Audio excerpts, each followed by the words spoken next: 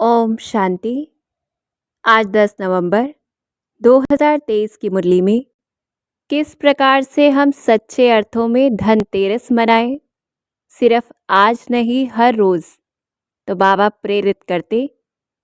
हम इक्वेशंस के माध्यम से मुरली को रिवाइज करेंगे, समझेंगे, धारण करेंगे। तो बाबा वैराग्य दिलाते कि ये जो द्वापर कलयुग, ये भक्ति रात है। जब द्वापर से शुरू होता है, गिरना शुरू हो जाता, कलाएं कम होती, दुख बढ़ता जाता है, सब दुर्गति ही करते हैं, गिराने वाले ही मिलते हैं। भ्रष्टाचारी, अजामिल, गणिकाएं, अहिल्याएं, पाप आत्माएं ही इस समय है। ऐसी दुनिया जहां ऑफिसर्स भी भ्रष्टाचारी हैं और सभी शोक वाटिका में है। तो इस दुनिया से वैराग्य रखते हमें ज्ञान को सुनना है, ऐसा ज्ञान जो हमें कौड़ी से हीरे जैसा बनाता है। और ज्ञान ही धन है। तो धनतेरस पर विशेष कैसे हम धन को प्राप्त करें? तो धन देंगे, धन बढ़ता जाएगा। अगर देंगे नहीं तो मिलेगा भी नहीं। अंडरलाइन करना है। तो ऐसे ज्ञान पर अटेंशन रखते नशा रहे कि ये ज्ञान और किसी को नहीं है। हम बाप के आगे तन मन धन सब कुछ अर्पण करते हैं, तो बाप भी फिर सब कुछ अर्पण कर देते। और इसीलिए भारत को महादानी कहा जाता है। तो ऐसे हमें अर्पण करना भी है और बाबा से भी सब कुछ प्राप्त करना है। तो नशा रहे कि हम स्वर्ग स्थापन करने वाले ईश्वर की शरणागति में आए हैं। हमने राम की एशलम ली है। अब फिर अशोक वाटिका स्वर्ग में हमें चलना है। ऐसी दुनिया सत्युग त्रेता, जहाँ भक्ति होती नहीं, पाप आत्मा का नाम नहीं, ज्ञान दिन है, सदा सुख है, आधा कल्प स्वर्ग है। तो ऐसे ज्ञान का मनन करते खुशी और नशे में रहना है और योग युक्त बनना है। योग का आधार भी ज्ञान है। तो ज्ञानी तो आत्मा ही रूहानी यात्रा की दौड़ी दौड़ सकती है, क्योंकि बाप को कैसे याद करना है ये ज्ञान है। तो शिव बाबा को जितना याद करते हैं उसमें ही कल्याण है, उसी में मज़ा है। अगर पूरा याद नहीं करते तो विकर्मों का बोझा जो सिर पर है वह खुल पड़ेगा, अर्थात प्रत्यक्ष हो जाएगा। तो अटेंशन देना है। विशेष किस समय बाबा को याद करना है? रूहानी साजन को प्रभात में याद करना है। और कैसे करना है कि आप बाबा कितने मीठे हो, हमें क्या से क्या बना रहे हो। और जितना मेरापन रहेगा बाबा के अंदर, वो सर्व खजानों की चाबी बन जाएगा। कोई भी आकर्षण हमें आकर्षित नहीं कर पाएगा। तो कैसे याद करना है उसे? देखें हम उसे, जो पारलौकिक बाप है, सदगति दाता है, शिक्षक है, सतगुरु है। ऐसा बाबा जिसकी मत और गत सभी मनुष्य मात्र और देवताओं से भी न्यारी है। तो देखें हम उसे, जो हमें राजयोग सिखलाता है, नॉलेज देता है। ऐसा माता पिता जो आता ही है ज्ञान रत्नों से हमारी झोली भरने, हर कल्प सदा सुख का वर्षा देता है, हमें श्रेष्ठाचारी बनाता है, सतो प्रधान प्रालब्ध बनाता है। तो ऐसे हम शिव बाबा को याद करें और धारणा मूर्त बनना है सेवा करने के लिए। तो पहली धारणा है, अगर देह अभिमानी होंगे तो ऊंच पद नहीं प्राप्त होगा। अपने को मियाँ मिट्ठू समझेंगे, पुरानी देह में अटके रहेंगे, पढ़ाई में भी ध्यान नहीं दे पाएंगे, श्रीमत पर नहीं चलेंगे, पॉइंट्स मिस कर देंगे, फैमिलियरिटी आदि में आ जाएंगे, किसी को समझा नहीं सकेंगे, व्यापार कर नहीं सकेंगे ज्ञान रत्नों का, माया की शरण में जाने की इच्छा होगी, तकदीर में नहीं तो मुरलीधर और सौदागर का बच्चा फिर कहला नहीं सकेंगे, सर्विसेबल नहीं बनेंगे, तो बाप के दिल पर भी नहीं चढ़ेंगे। कपूत बन पड़ते, दुख देते, तो फिर लज्जा आएगी, प्रजा में दास दासी जाकर बनेंगे। तो चेकिंग करनी है, इनमें से अगर कोई भी लक्षण है अर्थात देह अभिमान है और फिर दुर्गति की ओर हम जा रहे हैं, तो चेक करके चेंज करना है। तो पहली धारणा ही है देही अभिमानी बनना है। इस पुरानी देह से ममत्व तोड़ अपने को आत्मा समझने की प्रैक्टिस करनी है, तो ही हम किसी को समझा पाएंगे, हमारी कर्मातीत अवस्था हो जाएगी। और ऐसी अवस्था में दान करने में भी अभिमान नहीं होगा, बुद्धि में रहेगा कि शिव बाबा का दिया हुआ हम दे रहे हैं दूसरों को। तो चेक करना है कितना परसेंटेज में हम पूरे दिन में देही अभिमानी है, क्योंकि जब देही अभिमानी नहीं है तो देह अभिमानी है। और दूसरी धारणा है दिल की सफाई चाहिए, हर बात में सच बोलना, सच होकर रहना और रहम दिल बनना है।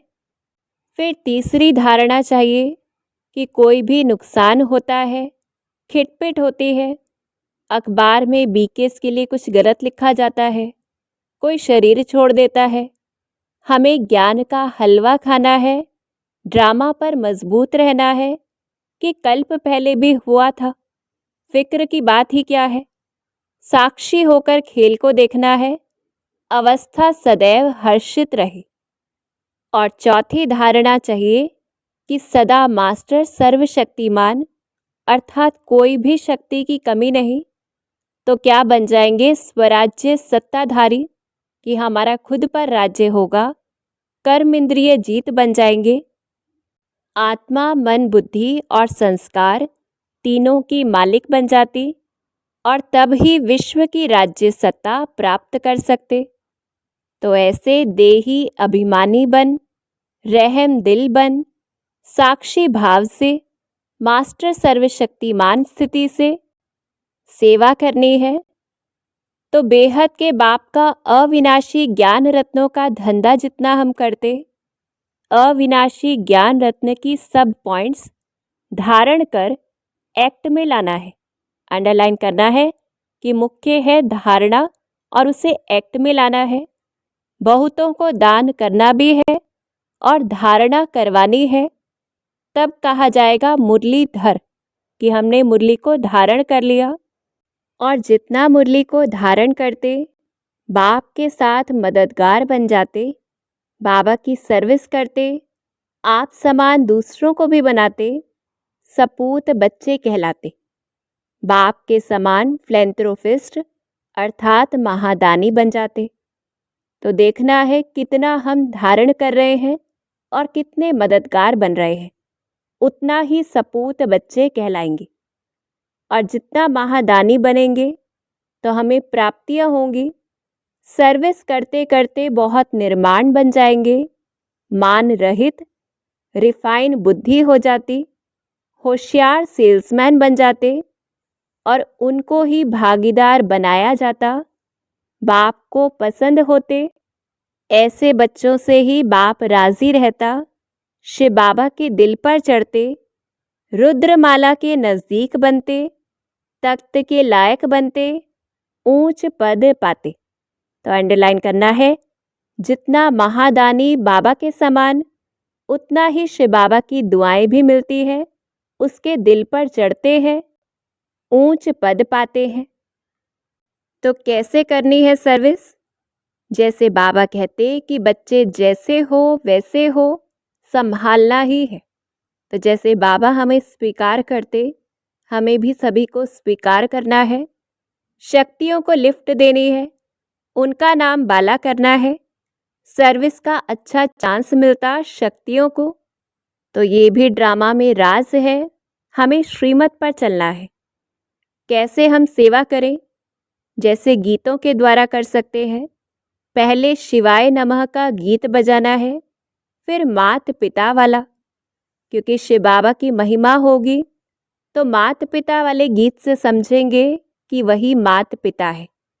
नॉलेज का पता पड़ेगा, नाम सिद्ध हो जाएगा, महिमा का पता पड़ेगा और हमें समझाने में सहज हो जाएगा, श्रीमत पर यथार्थ अर्थ समझा सकेंगे। तो ऐसे बाबा हमें समझानी देते कि गीतों का चयन भी कैसे करें। फिर दूसरी बात बतानी है कि बाप का नाम शिव है और वो सर्वव्यापी नहीं, क्योंकि फिर तो सभी शिव हो जाएं, सबकी महिमा वही हो जाए और फिर वैसा कर्तव्य भी करना पड़े, तो किसी भी देहधारी को शिवाय नमः तो नहीं कहेंगे।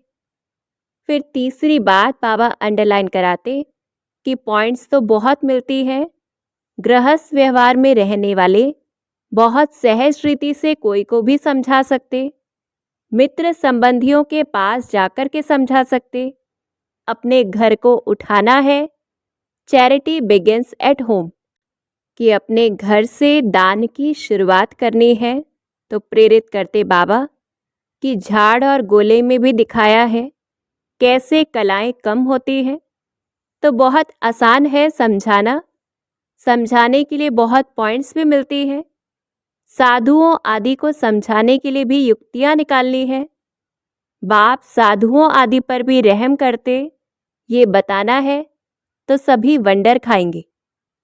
तो जब हम ऐसी सेवा करें तो बाबा ने हमें पक्का कराया कि दिन प्रतिदिन ताकत आती जाएगी, सर्विस बहुत सहज हो जाएगी, हम बच्चों का नाम बाला होगा, इम्प्रूवमेंट होती जाएगी, प्रदर्शनी तो होती ही रहेगी, अच्छे अच्छे चित्र निकलेंगे समझाने के लिए और हमारे पास बहुत आएंगे, सन्यासी भी जागेंगे, समझेंगे कि परमात्मा सर्वव्यापी नहीं है।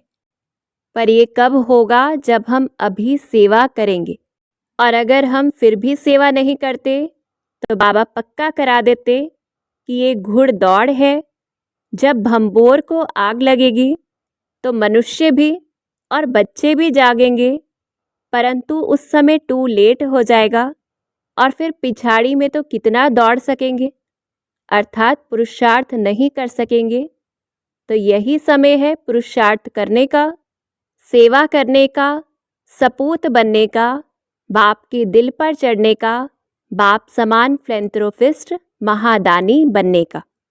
अच्छा, ओम शांति।